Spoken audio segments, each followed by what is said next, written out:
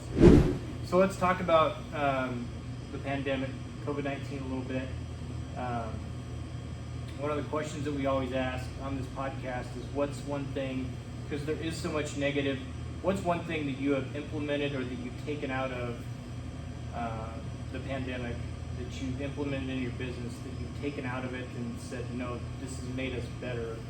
We're forced to do this, but it's made us better in the long run. Yeah, like I kind of mentioned, I'm super grateful for this experience, and I can't believe I'm saying that.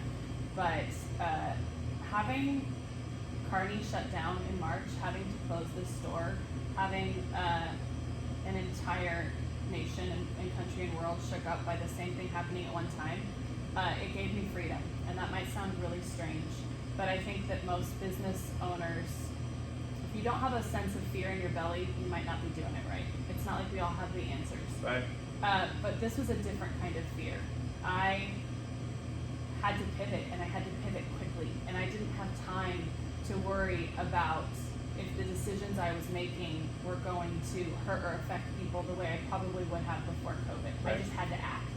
And because of that, there are things that Baristas has done for the last 20 years, and because they've always done them that way, that's how we never changed. Right. And we needed to change, and COVID provided me that opportunity. So, like I mentioned, because so many corporate coffee shops opened and other stores opened, our pie got smaller and smaller, even though we opened that second location. So for 2 years, we were, barely profitable at all, and that was tremendously difficult. We were having to make a decision: do we keep both stores?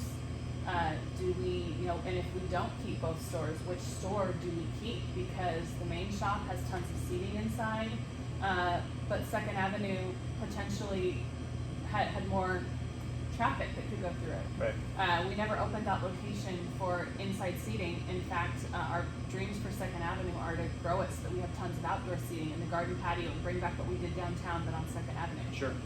We were not getting ahead fast enough to keep growing in that direction. So we were trying to face some really difficult choices in February, March.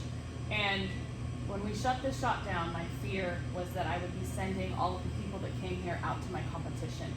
And instead, I was so grateful that all of the people that came to this store went over to our Second Avenue location.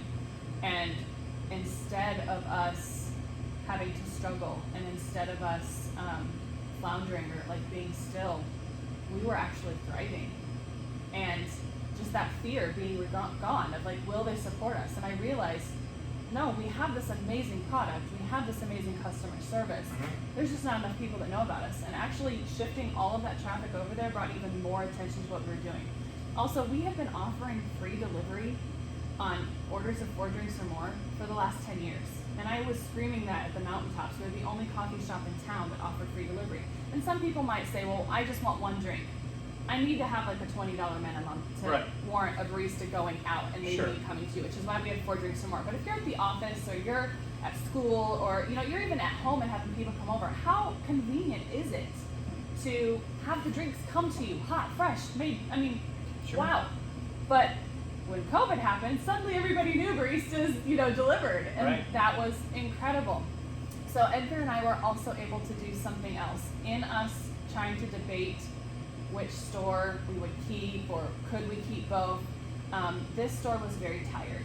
After 14 years being in this location, it was falling down around us, and we'd invested so much in Second Avenue that we didn't know how to remedy that situation. Because again, there was fear before. Like if we shut it down and hire contractors to come in and do it in a couple weeks, we lose a couple weeks of, income and labor and all this kind of stuff. Instead, what ended up happening is Edgar and I didn't want to let any of our staff go. So going from 2 stores to 1 store, we took ourselves off of our bar, gave the kids our hours. Some of them had other things they wanted to do. Some kids wanted to go home for a while. Some kids wanted to take trips. So we didn't have to let anybody go. But Edgar and I decided to be our own contractors. And we spent the 3 months that we were shut down renovating the store ourselves. And we did it on a very, very small budget, but we're quite handy, if I say so myself.